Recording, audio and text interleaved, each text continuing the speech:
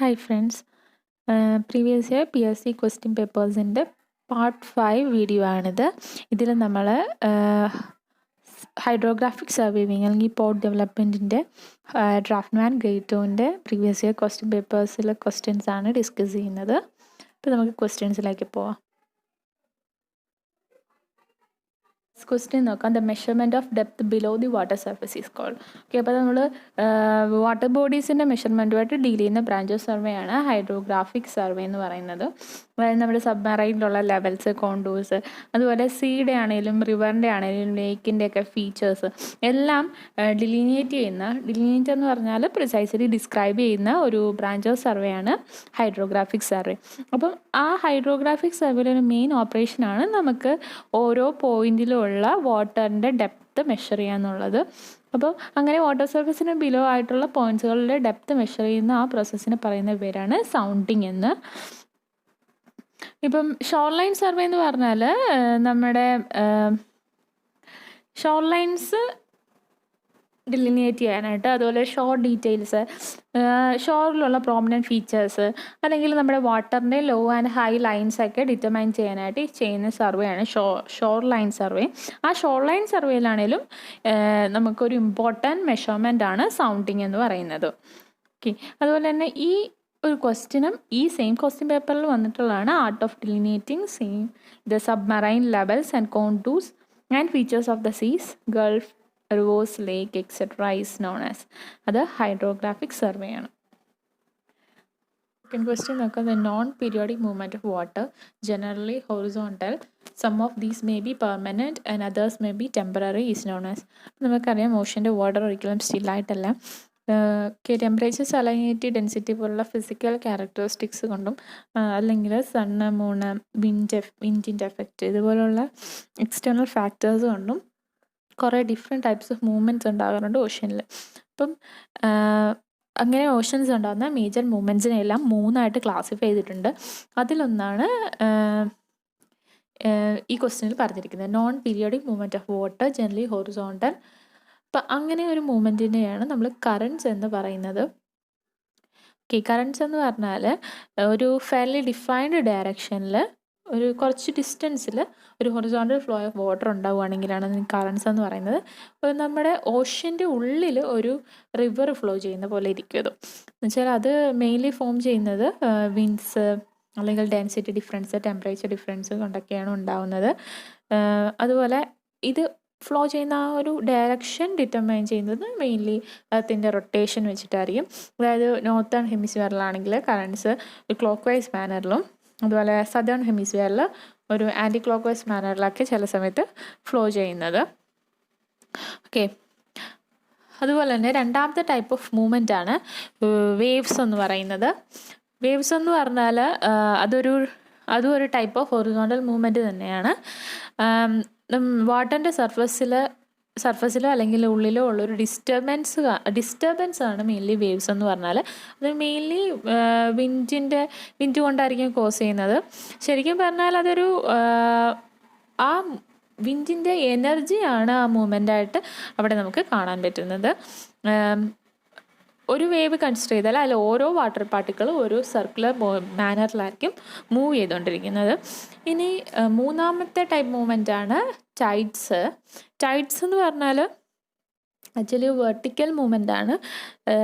ഇപ്പം എല്ലാ സെലസ്റ്റിയൽ ബോഡീസും ഒരു ഗ്രാവിറ്റേഷണൽ ഫോഴ്സ് അങ്ങോട്ടും ഇങ്ങോട്ടും എക്സേർട്ട് ചെയ്യുന്നുണ്ടായിരിക്കും. അപ്പോൾ ആ ഫോഴ്സസ് കാരണം നമ്മുടെ വാട്ടർ സർഫസിൽ ഉണ്ടാകുന്ന ഒരു പീരിയോഡിക്കൽ വേരിയേഷനെയാണ് ടൈഡ്സ് എന്ന് പറയുന്നത്. അതായത് പീരിയോഡിക്കായിട്ട് സീ ലെവലിൽ ഒരു റൈസ് ആൻഡ് ഫോൾ ഉണ്ടാകുന്നു. ഓക്കെ, അതിനെയാണ് ടൈഡ്സ് എന്ന് പറയുന്നത്. അത് ഈ സണ്ണിൻ്റെയും മൂണിൻ്റെയും എർത്തിൻ്റെയൊക്കെ ഗ്രാവിറ്റേഷണൽ ഫോഴ്സിൻ്റെ ഒരു കമ്പൈൻഡ് എഫക്റ്റ് ആയിട്ടാണ് ജനറലി ഉണ്ടാകുന്നത്. മെയിൻ കോസ് എന്ന് പറഞ്ഞാൽ എപ്പോഴും മൂണിൻ്റെ ഗ്രാവിറ്റേഷണൽ പുള്ള് തന്നെയായിരിക്കും. ഓക്കെ, അപ്പം അതൊരു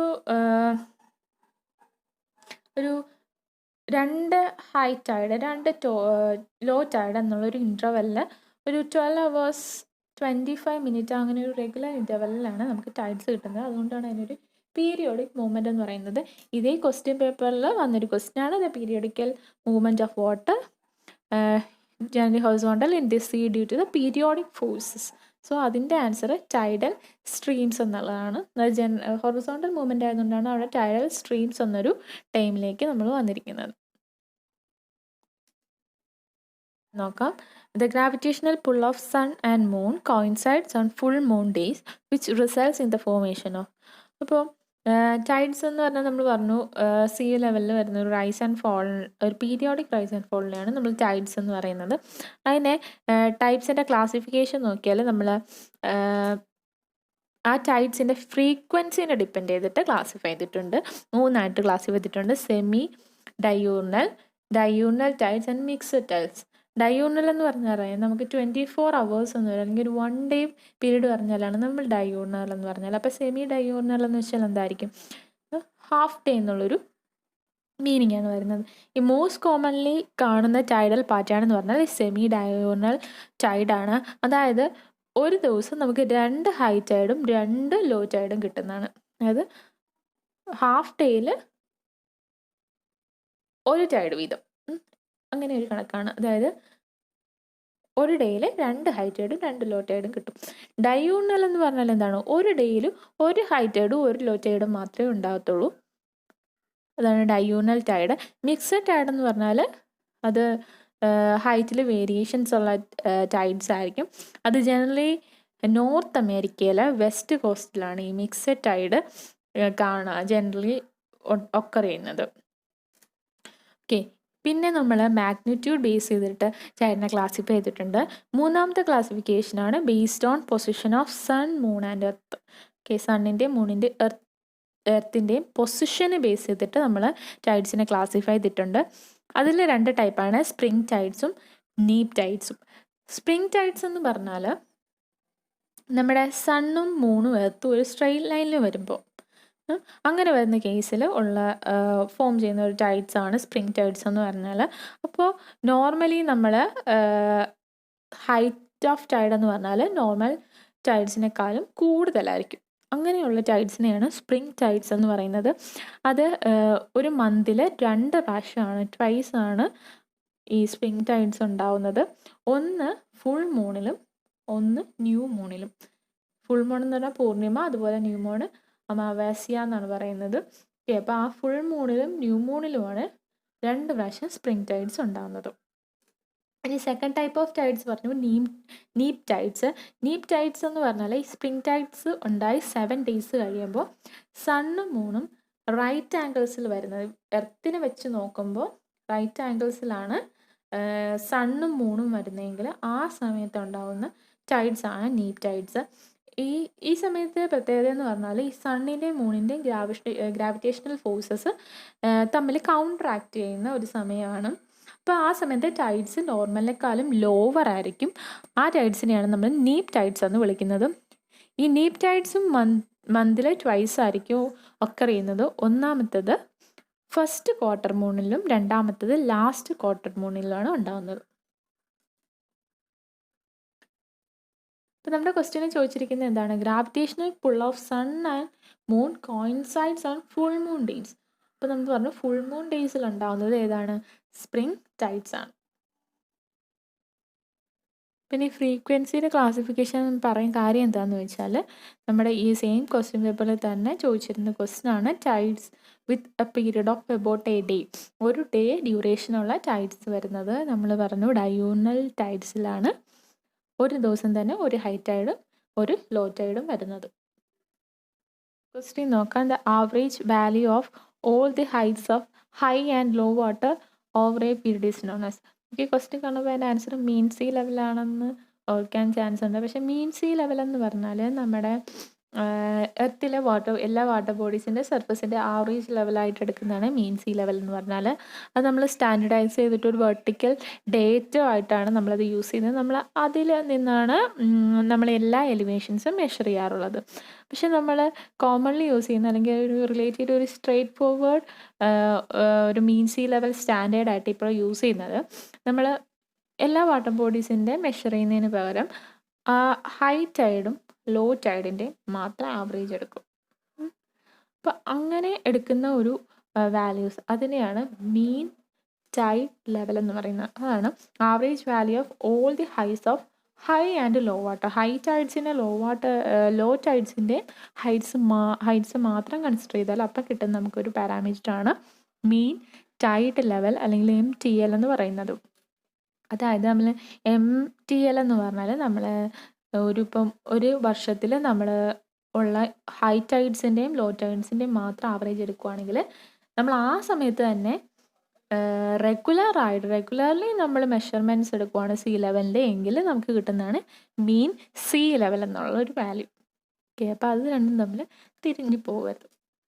പിന്നെ ഈ സെയിം ക്വസ്റ്റ്യൻ പേപ്പറിൽ തന്നെ ഇത് റിലേറ്റഡ് ആയിട്ട് ചോദിച്ച വേറൊരു ക്വസ്റ്റ്യൻ ആണ് average level taken up by the sea in all states of oscillations. Okay, ഇപ്പോൾ നമ്മളിപ്പോൾ ടൈഡ്സിൻ്റെ ഹൈ ടൈഡ്സിൻ്റെ ലോ ടൈഡ്സിൻ്റെ കേസിൽ മാത്രമല്ല ഏത് ടൈപ്പ് ഓഫ് ഓസിലേഷൻ സ്റ്റേറ്റിലാണെങ്കിലും നമ്മൾ ആ സമയത്ത് എടുക്കുന്ന ആവറേജ് ലെവലിനെ പറയുന്നത് എന്താണ്? മീൻ സീ ലെവൽ എന്നാണ്. ഹൈ ടൈഡ്സും ലോ ടൈഡ്സിൻ്റെ മാത്രം എടുത്താൽ അത് mean tide level. Fifth question നോക്കാം. The stations at which no observations are made but the angles at the stations used for continuity of triangulation series is known as. So അപ്പം നമ്മൾ ട്രയാങ്കുലേഷനിൽ അല്ലെങ്കിൽ ചെയിൻ സർവേയിൽ നമ്മൾ മെയിൻലി 4 ടൈപ്പ് ഓഫ് സ്റ്റേഷൻസ് ആണ് use ചെയ്യുന്നത്. Main stations, subsidiary stations അല്ലെങ്കിൽ tie station എന്ന് പറയും, satellite station and pivot station. Okay, അപ്പോൾ അതിൽ മെയിൻ സ്റ്റേഷൻ എന്ന് പറഞ്ഞാൽ നമ്മുടെ ചെയിൻ ലൈൻസിൻ്റെ എൻഡിലുള്ള സ്റ്റേഷൻസിനെയാണ് നമ്മൾ മെയിൻ സ്റ്റേഷൻസ് എന്ന് പറയുന്നത്. അപ്പോൾ ആ സ്റ്റേഷൻസിനെ കണക്ട് ചെയ്ത് നമ്മൾ കൊടുക്കുന്ന ലൈനിനെ ആയിരിക്കും അത് നമ്മുടെ ആ സർവേയുടെ ആക്ച്വൽ ബൗണ്ടറി ഡിറ്റർമൈൻ ചെയ്യുന്നത്. നെക്സ്റ്റ് സബ്സിഡറി അല്ലെങ്കിൽ ടൈ സ്റ്റേഷൻസ് എന്ന് പറഞ്ഞാൽ നമ്മൾ മെയിൻ സർവേ ലൈൻസിൽ നമ്മൾ സ്പെസിഫൈ ചെയ്യുന്ന കുറച്ച് പോയിൻറ്റ്സ് ആണ് ഈ ടൈ സ്റ്റേഷൻസ് എന്ന് പറഞ്ഞാൽ അത് നമ്മൾ എന്തിനാണ് ചെയ്യുന്നതെന്ന് പറഞ്ഞാൽ ഒന്നെങ്കിൽ നമുക്ക് ഉള്ളിലുള്ള എന്തെങ്കിലും ഡീറ്റെയിൽസ്, ഇപ്പം ബിൽഡിങ്സോ ഫെൻസോ അങ്ങനെയുള്ള എന്തെങ്കിലും ഇൻറ്റീരിയർ ഡീറ്റെയിൽസൊക്കെ ഐഡൻറ്റിഫൈ ചെയ്യാനായിട്ടായിരിക്കും നമ്മൾ ഈ സ്റ്റേഷൻസ് കൊടുക്കുന്നത്. ഇല്ലെങ്കിൽ നമ്മുടെ ആ ട്രയാങ്കുലേഷനിൽ ആ ട്രയാങ്കിൾസിൻ്റെ എല്ലാം ആക്യുറസി ചെക്ക് ചെയ്യാനും നമ്മൾ ഈ സബ്സിഡറി അല്ലെങ്കിൽ ടൈ സ്റ്റേഷൻസ് യൂസ് ചെയ്യാറുണ്ട്. ഓക്കെ, മൂന്നാമത്തെ ടൈപ്പ് സ്റ്റേഷൻ എന്ന് പറഞ്ഞാൽ സാറ്റലൈറ്റ് സ്റ്റേഷൻ. സാറ്റലൈറ്റ് സ്റ്റേഷൻ ഒത്തിരി ക്വസ്റ്റ്യൻ പേപ്പറിൽ ചോദിച്ചിട്ടുള്ള ക്വസ്റ്റ്യൻ ആണ്. അതായത് നമ്മളിപ്പം നമ്മുടെ ആ ട്രയാങ്കുലറിൻ്റെ വെൽ കണ്ടീഷണൽ ട്രയാങ്കിളിനെ സെക്യൂർ ചെയ്യാൻ അല്ലെങ്കിൽ ഒരു ബെറ്റർ വിസിബിലിറ്റിക്ക് വേണ്ടിയിട്ട് ചില സമയത്ത് നമുക്ക് ചർച്ചിൻ്റെ സ്പെയർ അല്ലെങ്കിൽ ഫ്ലാഗിൻ്റെ പോൾസ്, ടവറൊക്കെ നമുക്ക് ചിലപ്പോൾ ട്രയാങ്കുലേഷൻ സ്റ്റേഷൻസ് ആയിട്ട് സെലക്ട് ചെയ്യേണ്ട കേസസ് വരാറുണ്ട്. പക്ഷേ ആ സമയത്ത് നമുക്ക് ആ സ്റ്റേഷനിൽ കൊണ്ടുപോയിട്ട് ഇൻസ്ട്രുമെൻറ്റ് സെറ്റ് ചെയ്തിട്ട് അവിടുന്ന് മെഷർമെൻറ്റ് എടുക്കാൻ പറ്റാണ്ട് വരും. ആ സമയത്ത് നമ്മൾ ആ മെയിൻ സ്റ്റേഷൻ്റെ അടുത്തായിട്ട് ഒരു സബ്സിഡറി സ്റ്റേഷൻ സെലക്ട് ചെയ്തിട്ട് അവിടുന്ന് നമ്മളിപ്പോൾ ആ ഒരു ഫ്ലാഗ് പോളിൽ നിന്ന് മെഷർമെൻറ്റ് എടുത്താൽ എങ്ങനെ എടുക്കും അതേ സെയിം പ്രിസിഷനിൽ തന്നെ നമ്മൾ മെഷർമെൻറ്റ് എടുക്കാൻ നോക്കും ഈ സബ്സിഡറി സ്റ്റേഷനിൽ വെച്ചിട്ട്. എന്നിട്ട് ലേറ്റർ നമ്മൾ കുറച്ച് കറക്ഷൻസ് ഒക്കെ അപ്ലൈ ചെയ്തിട്ടായിരിക്കും ആ വാല്യൂ എടുക്കുന്നത്. അങ്ങനെ ഒരു സ്റ്റേഷനെയാണ് നമുക്ക് സാറ്റലൈറ്റ് സ്റ്റേഷൻ എന്ന് വിളിക്കാൻ പറ്റുന്നത്. ഓക്കെ, നെക്സ്റ്റ് പിവോട്ട് സ്റ്റേഷൻ എന്ന് പറഞ്ഞാൽ നമ്മൾ ഒബ്സ്ട്രക്ഷൻസ് എന്തെങ്കിലും വരാതിരിക്കാനായിട്ട് ഇൻ്റർവെനിങ് ഒബ്സ്ട്രക്ഷൻസ് എല്ലാം അവോയ്ഡ് ചെയ്യാൻ വേണ്ടിയിട്ട് ചില സമയത്ത് നമുക്ക് ഈ മെയിൻ ട്രയാങ്കുലർ സ്റ്റേഷൻ്റെ അടുത്ത് വേറെ സ്റ്റേഷൻ സെലക്ട് ചെയ്യേണ്ടി വരും. പക്ഷേ ആ സമയത്ത് നമ്മൾ സാറ്റലൈറ്റ് സ്റ്റേഷനിലെ പോലെ നമ്മൾ അതിൽ ഒബ്സർവേഷൻസ് ഒന്നും എടുക്കത്തില്ല. നമ്മൾ അവിടുത്തെ ഒരു ആംഗിൾ മാത്രം നമുക്ക് ആ ട്രയാങ്കുലേഷൻ സീരീസ് കംപ്ലീറ്റ് ചെയ്യാനായിട്ട് നമുക്ക് അതിലെ ആംഗിൾസ് മാത്രമേ യൂസ് ചെയ്യാറുള്ളൂ. അങ്ങനത്തെ സ്റ്റേഷനാണ് പിവോട്ട് സ്റ്റേഷൻ എന്ന് പറയുന്നത്. നമ്മുടെ ക്വസ്റ്റ്യനിൽ ചോദിച്ചിരിക്കുന്നത് അത് തന്നെയാണ്. Stations at which no observations are made. നമ്മൾ അവിടെ വെച്ച് മെഷർമെൻറ്റ്സ് ഒന്നും എടുക്കില്ല. But the angles at the stations, ആ സ്റ്റേഷൻസിലെ ആംഗിൾ മാത്രം നമ്മൾ ട്രയാങ്കുലേഷൻ സീരീസിൻ്റെ കണ്ടിന്യൂറ്റിക്ക് വേണ്ടിയിട്ട് യൂസ് ചെയ്യാണ് ചെയ്യുന്നത്. അങ്ങനത്തെ സ്റ്റേഷൻ എന്ന് പറഞ്ഞാൽ പിവോട്ട് സ്റ്റേഷനാണ്. സിക്സ്ത് ക്വസ്റ്റ്യൻ നോക്കാം. The vertical distance at any moment between the water level and chart datum S known as. Okay, ഇപ്പോൾ നമ്മൾ ഏതൊരു മൊമെൻറ്റിലും വാട്ടർ ലെവലിനും ചാർട്ട് ഡേറ്റത്തിനും ഇടയ്ക്കുള്ള വെർട്ടിക്കൽ ഡിസ്റ്റൻസ് ആണ് ചോദിച്ചിരിക്കുന്നത്. ചാർട്ട് ഡേറ്റം എന്ന് പറഞ്ഞാൽ നമ്മുടെ നോട്ടിക്കൽ ചാർട്ടിൽ നമ്മൾ ഡേറ്റം ലൈനായിട്ട് യൂസ് ചെയ്യുന്നൊരു വാട്ടർ ലെവലാണ്. എല്ലാ നോട്ടിക്കൽ ചാർട്ടിലും നമ്മൾ ഡെപ്തൊക്കെ മെഷർ ചെയ്യുന്നത് ആ ചാർട്ട് ഡേറ്റത്തിൽ നിന്നായിരിക്കും. ഓക്കെ, അപ്പം ആ ചാർട്ട് ഡേറ്റവും നമ്മുടെ സീ സർഫസും തമ്മിലുള്ള ആ ഒരു ഏത് മൊമെൻറ്റിൽ എടുത്താലും ആ ഒരു വെർട്ടിക്കൽ ഡിസ്റ്റൻസിനെയാണ് നമ്മൾ ഹൈറ്റ് ഓഫ് ടൈഡ് എന്ന് പറയുന്നത്. ഇനി റേഞ്ച് ഓഫ് ടൈഡ് എന്ന് പറഞ്ഞാൽ നമ്മളിപ്പോൾ ഒരു കോൺസിക്യൂട്ടീവ് ആയിട്ടൊരു ഹൈ ടൈഡും ലോ ടൈഡും ഉണ്ടാവുകയാണെങ്കിൽ ആ ഹൈ ടൈഡും ലോ ടൈഡും തമ്മിലുള്ള ആ ഒരു ഡിഫറൻസ് ഇൻ എലിവേഷനാണ് റേഞ്ച് ഓഫ് ടൈഡ് എന്ന് പറയുന്നത്. ഇപ്പോൾ എന്തിനാ പറഞ്ഞതെന്ന് ചോദിച്ചാൽ നമ്മുടെ ഈ സെയിം ക്വസ്റ്റ്യൻ പേപ്പറിൽ വന്നൊരു ക്വസ്റ്റ്യൻ ആണ്. The difference of elevation between consecutive high and low waters is known as എന്ന് പറഞ്ഞാൽ എന്താണ് റേഞ്ച് ഓഫ് ടൈഡ്. ഫസ്റ്റ് നോക്കാം. Dash is the perspective projection upon a tangent plane projects the projecting lines radiating from the center of the sphere. ഇപ്പം നമ്മൾ ഒരു സ്പിയറിൻ്റെ ഒരു tangent പ്ലെയിനിലേക്കാണ് നമ്മൾ projection നടത്തുന്നതെങ്കിൽ എന്നിട്ട് പ്രൊജക്റ്റിംഗ് ലൈൻസ് എന്ന് പറഞ്ഞാൽ സെൻറ്ററിൽ നിന്നാണ് റേഡിയേറ്റ് ചെയ്യുന്നതെങ്കിൽ ആ ടൈപ്പ് ഓഫ് പ്രൊജക്ഷൻ ഏതാണെന്ന് ചോദിച്ചിരിക്കുന്നത്. ആ പ്രൊജക്ഷന് പറയുന്ന പേരാണ് ഗ്നോമോണിക് പ്രൊജക്ഷൻ എന്നുള്ളത്. ഇപ്പം നമ്മൾ എർത്തിൻ്റെ സർഫസിനെ ഒരു ഫ്ലാറ്റ് പ്ലെയിനിലേക്ക് ട്രാൻസ്ഫോം ചെയ്യാൻ യൂസ് ചെയ്യുന്ന ടൂളാണ് മാപ്പ് പ്രൊജക്ഷൻ എന്ന് പറഞ്ഞാൽ. നമ്മൾ അങ്ങനെ എർത്തിനെ ഡിസ്പ്ലേ ചെയ്യാൻ അല്ലെങ്കിൽ പ്രൊജക്റ്റ് ചെയ്യാൻ വേരിയസ് വേസ് യൂസ് ചെയ്യാറുണ്ട്. അതിൽ 3 ആക്യുറേറ്റ് വേസ് ആണ് നമ്മളിപ്പോൾ കോമൺലി യൂസ് ചെയ്യാറുള്ളത്. Cylindrical projection, conical projection and asymmetrical projection. അപ്പോൾ ഇതിൽ സിലിണ്ട്രിക്കൽ പ്രൊജക്ഷൻ എന്ന് പറഞ്ഞാൽ നമ്മൾ ആ ടൈപ്പ് ഓഫ് പ്രൊജക്ഷനിൽ സ്ട്രെയിറ്റ് കോർഡിനേറ്റ് ലൈൻസ് ആണ് ഉണ്ടാവുക. അതിൽ മെറിഡിയൻസ് ഒക്കെ ഈക്വലി സ്പേസ്ഡ് ആയിട്ടായിരിക്കും കിട്ടുന്നത്. മെയിൻലി നമ്മുടെ പ്രൊജക്ഷൻ കിട്ടുന്നത് നമുക്കൊരു റെക്റ്റാങ്കിൾ ആയിട്ടായിരിക്കും പ്രൊജക്ഷൻ കിട്ടുന്നത്. അതിൻ്റെ മെയിൻ യൂസ് എന്ന് പറഞ്ഞാൽ നമ്മൾ ടീച്ചിങ് പർപ്പസിനൊക്കെ ആയിരിക്കും അങ്ങനെ ഒരു പ്രൊജക്ഷൻ യൂസ് ചെയ്യാറ്. അതിൻ്റെ ഒരു ഈ സിലിണ്ടറിക്കൽ പ്രൊജക്ഷനിലൊരു ടൈപ്പാണ് നമ്മുടെ ഓപ്ഷൻസിൽ പറഞ്ഞിരിക്കുന്ന മെർക്കാട്ടർ പ്രൊജക്ഷൻ എന്ന് പറയുന്നത്. നെക്സ്റ്റ് ടൈപ്പ് ഓഫ് പ്രൊജക്ഷൻ തന്നെ കോണിക്കൽ പ്രൊജക്ഷൻ. കോണിക്കൽ പ്രൊജക്ഷൻ എന്ന് പറഞ്ഞാൽ നമ്മൾ സ്പിയറിൻ്റെ ചുറ്റും ഒരു കോൺ റാപ്പ് ചെയ്തിട്ട് പ്രൊജക്ഷൻ നടത്തിയാൽ എങ്ങനെ കിട്ടും, അതാണ് കോണിക്കൽ പ്രൊജക്ഷൻ എന്ന് പറഞ്ഞാൽ. ഇവിടെ പക്ഷേ മെറിഡിയൻ ഇക്വിഡിസ്റ്റൻസ് ആണ് എങ്കിൽ പോലും അത് ഒരു പ്രൊജക്ഷൻ എല്ലാം ഒരു പോയിന്റിൽ ചെന്ന് കൺവേർജ് ചെയ്യുന്ന രീതിയിലുള്ള സ്ട്രെയിറ്റ് ലൈൻസ് ആയിരിക്കും നമുക്ക് കിട്ടുന്നത്. പിന്നെ നമ്മൾ സാധാരണ യൂസ് ചെയ്യുന്നത് റീജിയണൽ അല്ലെങ്കിൽ ഹെമിസ്പാരിക് മാപ്സിന് വേണ്ടിയിട്ടൊക്കെ ആയിരിക്കും ഇത് യൂസ് ചെയ്യുന്നത്. തേർഡ് ടൈപ്പ് ഓഫ് പ്രൊജക്ഷനാണ് അസിമെട്രിക്കൽ പ്രൊജക്ഷൻ എന്ന് പറഞ്ഞാൽ. അസിമെട്രിക്കൽ പ്രൊജക്ഷൻ്റെ അകത്ത് നമ്മൾ സ്ട്രെയിറ്റ് മെറിഡിയൻ ലൈൻസ് തന്നെ ആയിരിക്കും. അത് പക്ഷേ ഒരു നമ്മുടെ സ്പിയറിൻ്റെ സെൻറ്റർ പോയിന്റിൽ നിന്ന് പുറത്തേക്ക് റേഡിയേറ്റ് ചെയ്യുന്ന രീതിയിലായിരിക്കും നമുക്കവിടെ മെറിഡിയൻ ലൈൻസ് കിട്ടുന്നത്. അതിലൊരു ടൈപ്പാണ് ഗ്നോമോണിക് പ്രൊജക്ഷൻ എന്ന് പറഞ്ഞാൽ നമ്മുടെ എർത്തിൻ്റെ സെൻറ്ററിൽ നിന്ന് നമ്മളൊരു ടാൻജൻറ്റ് പ്ലെയിനിലേക്ക് പ്രൊജക്റ്റ് ചെയ്തെടുത്താൽ എങ്ങനെ കിട്ടും, അങ്ങനെ ഒരു പ്രൊജക്ഷൻ ആയിരിക്കും നമുക്കിവിടെ കിട്ടുന്നത്. ക്വസ്റ്റ്യൻ നോക്കാം. The space based global navigation satellite system that provides location and time information anywhere provided by European Union as. അപ്പോൾ നമ്മൾ യൂറോപ്യൻ യൂണിയനിൽ യൂസ് ചെയ്യുന്ന സാറ്റലൈറ്റ് ബേസ്ഡ് നാവിഗേഷൻ സിസ്റ്റം ഏതാണെന്ന് ചോദിച്ചിരിക്കുന്നത്. അതിൻ്റെ പേര് ഗലീലിയോ പൊസിഷനിങ് സിസ്റ്റം എന്നാണ്. അതൊരു civil control satellite based global navigation സിസ്റ്റമാണ്. ഗ്ലോനാസ് എന്ന് വെച്ചാൽ നമ്മുടെ റഷ്യ ഡെവലപ്പ് ചെയ്തേക്കുന്ന all weather global navigation satellite സിസ്റ്റമാണ് ഗ്ലോനാസ്. ദെൻ GPS എന്ന് പറഞ്ഞാൽ US ഡിപ്പാർട്ട്മെൻറ്റ് ഓഫ് ഡിഫൻസ് നമ്മുടെ മിലിറ്ററിക്ക് വേണ്ടിയിട്ട് മിലിറ്ററി സിസ്റ്റത്തിന് വേണ്ടിയിട്ട് ഡെവലപ്പ് ചെയ്ത സാറ്റലൈറ്റ് ബേസ്ഡ് നാവിഗേഷൻ സിസ്റ്റം ആയിരുന്നു. അത് പിന്നീട് സിവിലിയൻസിന് വേണ്ടി കൂടി അവൈലബിൾ ആക്കുകയാണ് ചെയ്യുന്നത്. ഇപ്പോൾ അതൊരു ഡ്യുവൽ യൂസ് സിസ്റ്റം, അതായത് മിലിറ്ററിക്കും സിവിലിയൻസിനും രണ്ടുപേർക്കും ആക്സസ് ചെയ്യാൻ പറ്റുന്ന ഒരു ഡ്യുവൽ യൂസ് സിസ്റ്റമായിട്ടാണ് യൂസ് ചെയ്യുന്നത്. അതിൻ്റെ ഫുൾ പേരാണ് നവ്സ്റ്റാർ ഗ്ലോബൽ പൊസിഷനിങ് സിസ്റ്റം എന്നുള്ളത്. പിന്നെ ചൈനീസ് ആയിട്ടുള്ളൊരു റീജിയണൽ സാറ്റലൈറ്റ് സിസ്റ്റമാണ്, നാവിഗേഷൻ സിസ്റ്റമാണ് ബെയ്ദോ സിസ്റ്റം. ഇപ്പോൾ നമ്മുടെ സെയിം ക്വസ്റ്റ്യൻ പേപ്പറിൽ ചോദിച്ചിട്ടുള്ള ക്വസ്റ്റ്യൻ ആണ് GPS is owned and operated by US government എന്നുള്ളത്. പിന്നെ അതുപോലെ തന്നെ സെയിം ക്വസ്റ്റ്യൻ പേപ്പറിൽ വന്ന വേറൊരു ക്വസ്റ്റ്യൻ ആണ് the name of the first satellite navigation system used by the US navy. അതിൻ്റെ പേര് ട്രാൻസിറ്റ് സാറ്റലൈറ്റ് സിസ്റ്റം എന്നാണ്. അതായത് നമ്മുടെ ട്രാൻസിറ്റ് സിസ്റ്റത്തിൻ്റെ വേറെ പേരാണ് നവ്സാറ്റ് അല്ലെങ്കിൽ NNSS, അതായത് നേവി നാവിഗേഷൻ സാറ്റലൈറ്റ് സിസ്റ്റം. ഈ സിസ്റ്റത്തിൻ്റെ സക്സസറായിട്ടാണ് നൗസ്റ്റാർ GPS സിസ്റ്റം വന്നിട്ടുള്ളത്. നെക്സ്റ്റ് ക്വസ്റ്റ്യൻ നോക്കാം. Tidal theories, statical or equilibrium theories propounded by.